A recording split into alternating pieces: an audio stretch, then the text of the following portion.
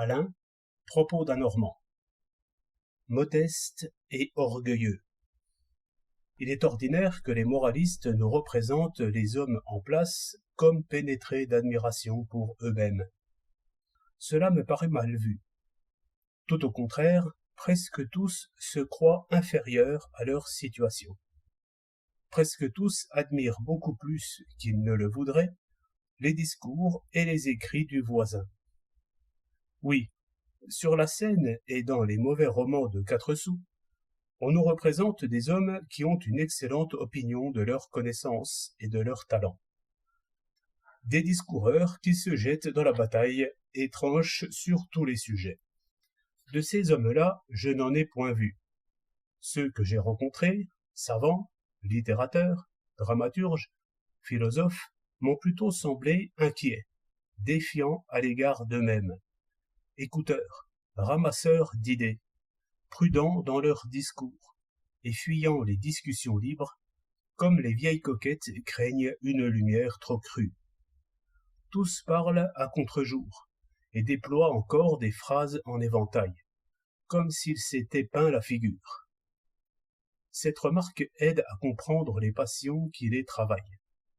Ils sont envieux, parce qu'ils sont modestes. Ils démolissent les œuvres des autres justement parce qu'ils les croient assez bien bâties. Et pourquoi s'échauffent-ils aux discussions, comme des roquets aboyeurs?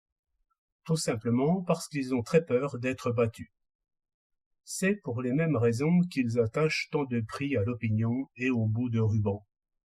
J'ai remarqué que, si l'on veut plaire à un poète, il faut louer les vers faibles. Vous savez, ceux qui sont faits avec inversion et cheville.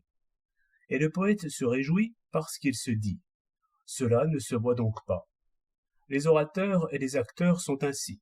Ils s'en vont en portant noblement la tête. Mais en dedans, ils comptent les salves d'applaudissements et les rappellent. Ils se disent « Je crois que j'avais plus de succès l'année dernière.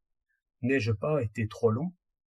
C'est alors, si l'on veut leur plaire, qu'il faut courir à eux, leur prendre les 2 mains et leur dire « Vous avez été admirable. Cette heure m'a duré 10 minutes tout au plus.